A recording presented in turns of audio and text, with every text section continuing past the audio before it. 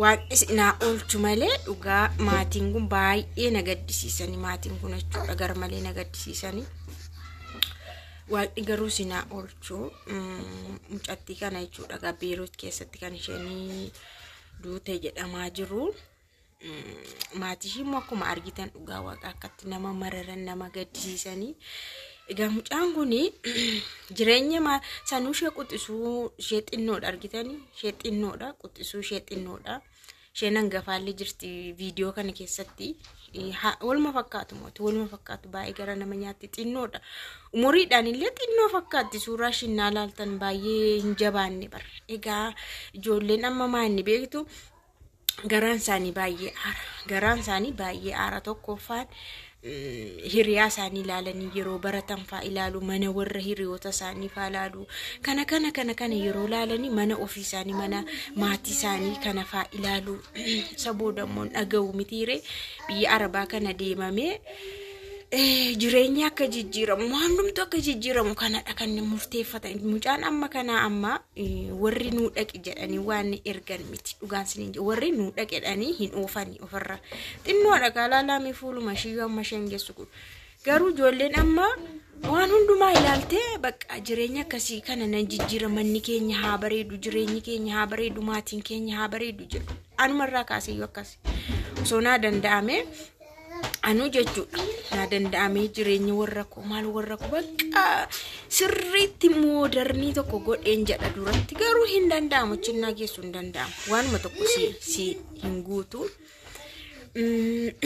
akkanatti deemu bakka ijoolleen akkanatti deemu laalama mana warra shii kana jijjiiruudha ta'a kaayyoon shii maatii shii kana jijjiiruudha mana haaraa ijaaruudha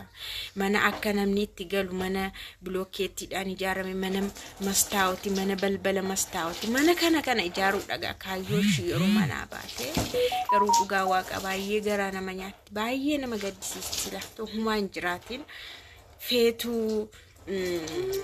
baasii ittiin deemtelleen kaffalamne ta'uu danda'a. Liqeeffataniitu ergu ta'uu danda'a maatii kana akkuma mana kana ilaaltanidha mee mana kana keessa jiraatanii qabeenya hin qabaatu hin jedhamu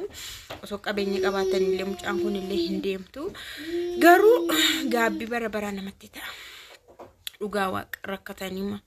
akkanumatti mucaan isaanii osoo jiraattee fi maatii kana keessattuu abbaan kun baay'ee garaa naraase dhugaa baay'ee tokko garaa naraase jechuudha abbaan hundi isaaniiyyuu nama gaddisiisu argitanii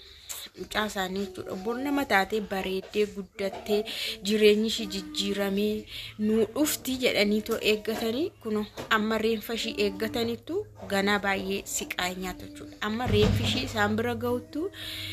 ganaa makaraa isaan arganii asiif asmiti ganaa miidiyaa irratti ganaa bu'anii ganaa kadhaadhaan ganaa maaliidhaan ganaa maaltu ta'e imbaasiin ta'e reeffa mucaa isaanii amma nagaasin gaafadheeraa garuu nagaan siniif ta'u kabajamtoota hordoftoota akkam jirtu nagaa keessanii ani baay'ee nagaa koo galata waaqaa ta'u lafa jirtetti nagaa irraa afaan tokko siniif haa ta'u siniin jedha waan akkasii ammallee dhaabbateera ture amma waa'een ijoolleen keenya akkanatti miidhamanii hin du'anii kan jedhu kun xinnoo gaappiin illee uumamee ture dhugaa xinnoo ishee jechuudha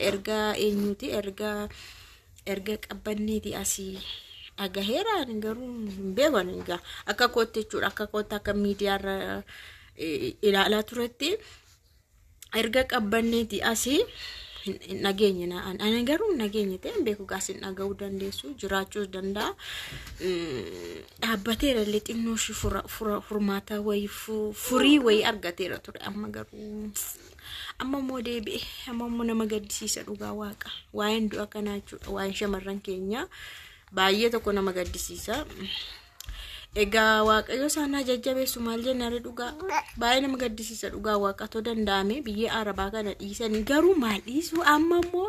biyya Arabaa maal dhiisu amma basmaaf namni biyya keessa iyyuu taa'u hin jiru amma namni as taa'u tokko illee hin jiru even jechuudha viidiyoo warra dallaalonni yeroo waraabanii gadhiisan waan kaniin argachuudha haadholii gurguddaa haadha gurguddaa warra waggaa 40 darbe dhugaa waggaa 40 warra darbe kan biraammoo warra biyya Arabaa kana dura hojjetee gale dura faachu dura waggaa meeqa hojjetanii galanii dhufanii warra jireenya biyya keessatti eegalee maal jedhee takka tutturee as baqa as jedhanii waggaa 2 3 4 5 jaafaalee turanii kan baay'ee erga dadhabanii gara biyya Arabaatti warra deebi'aa jirantu jiru jechuudha. Miidiyaa irratti illee haadha gurguddaan argama dhugaa waaqa haadha gurguddaa laalama haadholii gurguddaa argaan jira jechuudha. Amma kana jechuun biyya Arabaan xinnoo hin hir'isaa namni biyyatti deebi'ee hafaa jira se'ee yaadaan namni abadan biyyatti hafaan jiru inni dur dhufee dalagatee bakka jireenya koon jiraadha galee gaa'ela godhadhee jedhusi itti deebi'ee hojii hojjetaa jira.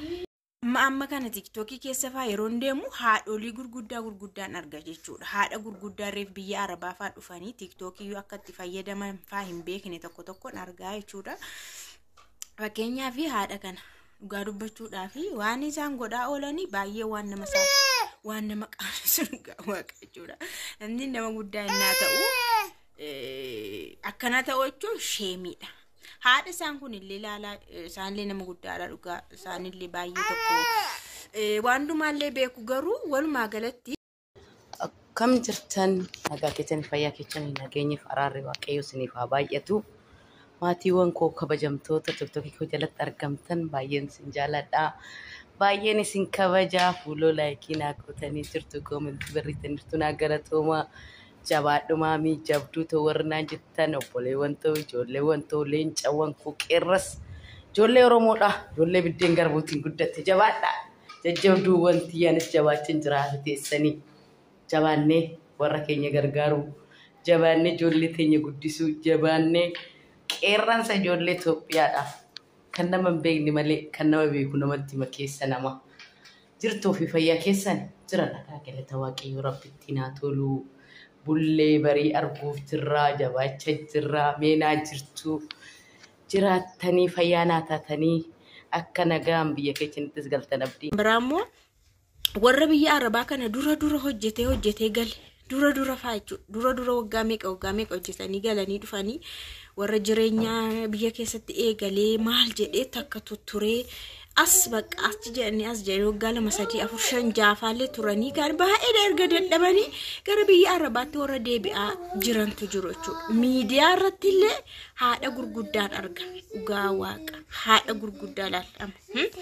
haadholii gurguddaa argaan jira jechuudha. Amma kana jechuun biyya Arabaan xinnoo hin hir'isaa namni biyyatti deebi'ee hafaa jira se'ee yaadaan namni abadan biyyatti hafaan jiru. Inni dur dhufee dalagatee bakka jireenya koon jiraadha galee gaa'ela godhadhee jedhusi